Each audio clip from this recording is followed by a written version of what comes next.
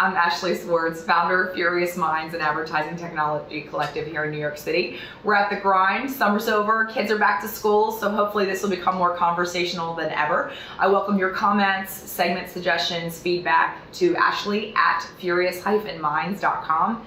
Bring it on, let's chat, and let's make this more interesting than ever. So I want to talk today about the press release yesterday and the press conference that Bezos had for Amazon announcing new products and what that means. There's been a lot of editorial commentary about it. I'm going to try and take a slightly different approach. I'm not going to rehash what everybody said. I'm sure if you're watching this segment, you read what Amazon announced, or you actually watched the press release, the press event itself on CNET. I'm going to talk about sort of a 30,000-foot take on what this means for our industry specifically. So first of all, I think there's a general assessment, and this is a bit of a reiteration of what many have said, is that this is an incredibly anti-Apple strategy, which I don't know is a bad thing, right? Apple's put its money in the basket of hardware. That's where they make the majority of their margin. And they're really kind of a one-stop, one-shop electronics manufacturer, right? They have one variant of a TV. They may have different screen sizes if they come out with a television. It really has one sort of set of features. They have a tablet that we have iterative models that get better, but we really only have one option in sort of every category of product they manufacture. And what Bezos said, which I thought was really notable, is that they don't make the best tablets per se. They make the best tablets at any price point, I believe. We're not building the best tablet at a certain price, he said. We're building the best tablet at any price, which I think is pretty interesting, right? So large consumer electronics manufacturers like Samsung have proven that you can get to a position of market leadership if you offer a broad product portfolio and you serve a hardware need for any potential consumer, right? So anti-Apple, moving away from sort of one-stop shopping, focusing on services and content, and creating somewhat of an open infrastructure, meaning that you can consume Amazon content across any device, which is one of the reasons it makes no sense not to buy a Kindle, because you consume the Kindle content or Amazon's content on a tablet, on a smartphone, on an Android device, as well as an iOS device, and they're giving choice in hardware at different price points.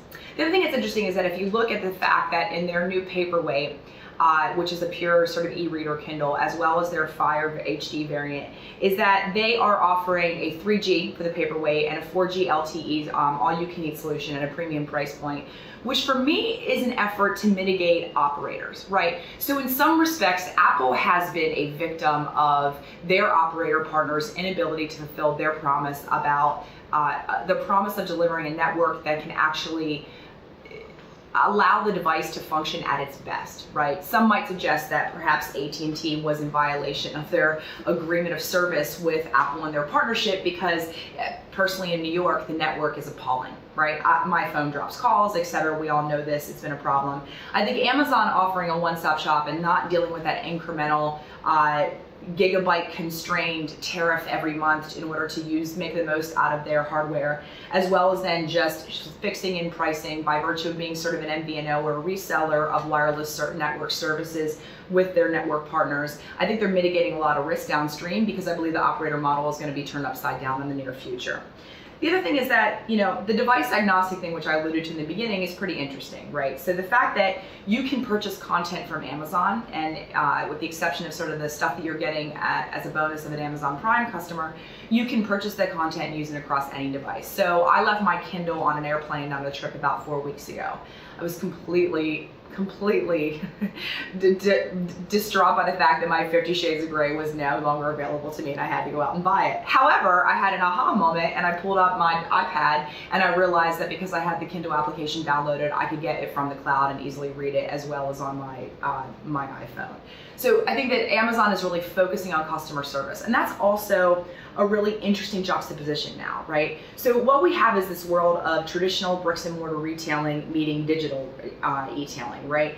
And I think that companies like Zappos and companies like Amazon have demonstrated that good old-fashioned service, improvements and refinement and efficiencies within logistics and distribution strategies, as well as just delivering customers what they want and meeting and exceeding expectations most of the time, builds a good business.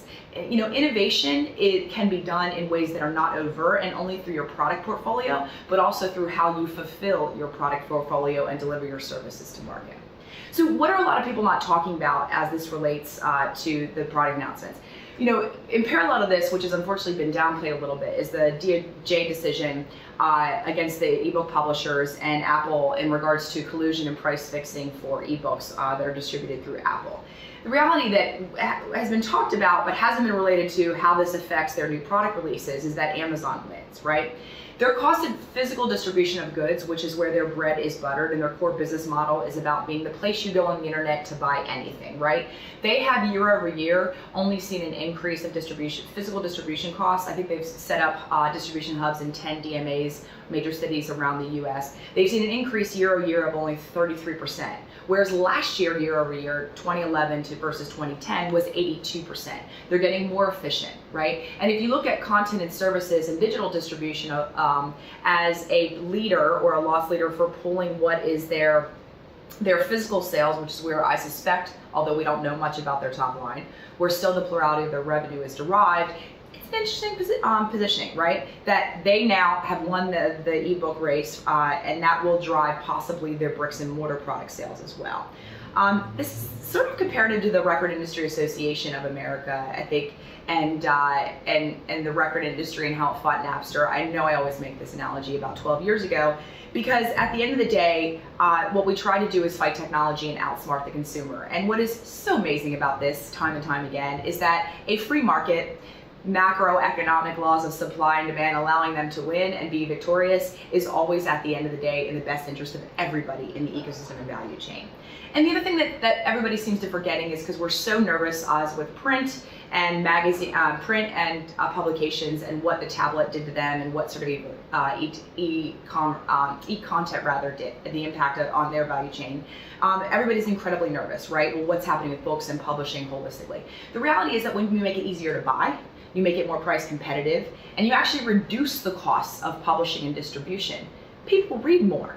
If I can get a book when I want it at that moment and start to read it, I'm more likely to buy it. And if I can get it easier and the acquisition and procurement process is that much more streamlined, I'm probably going to read more, which is exactly what's happening with the Kindle, and Amazon has created that proof point.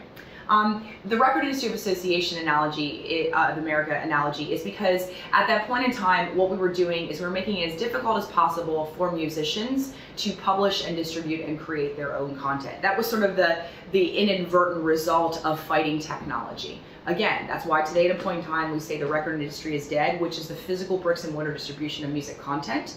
And music is more alive than ever because artists can get their content to their fans and audience with ease without relying upon an intermediary like a record label or a print publisher in the case of ebooks.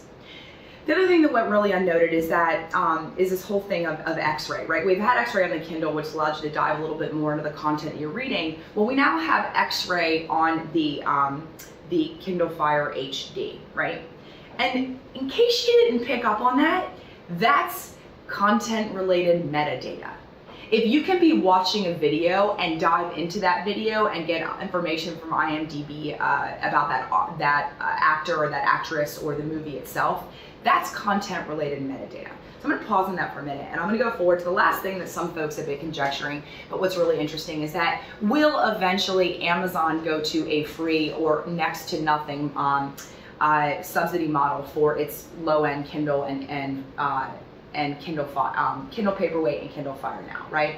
So that's always been a theory of some, is that at the eventuality is that if you're an Amazon Prime customer, you'll get the hardware for free because you're more likely to buy content. Amazon will make up the hit they take on subsidizing the hardware at a zero price point when they sell the content on the back end at a high margin because content really doesn't have a lot of hard distribution costs. So that's interesting. I'm going to actually put forward today another theory.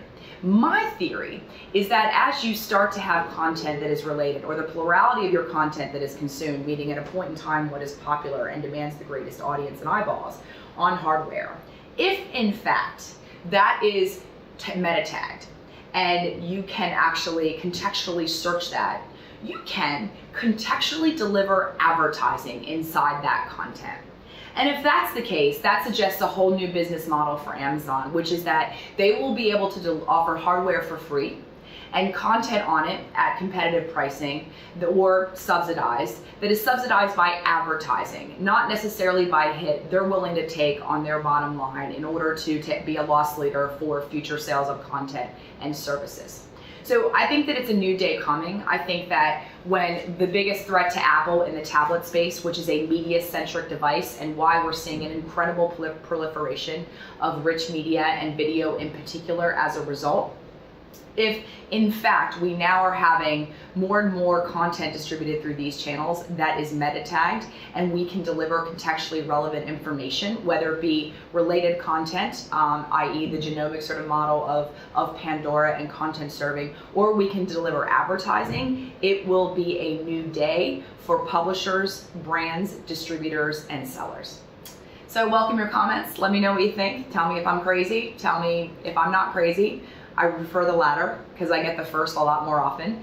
My email is ashley@furious-minds.com. Have a great fall, and I'm excited to continue talking with you. Bye.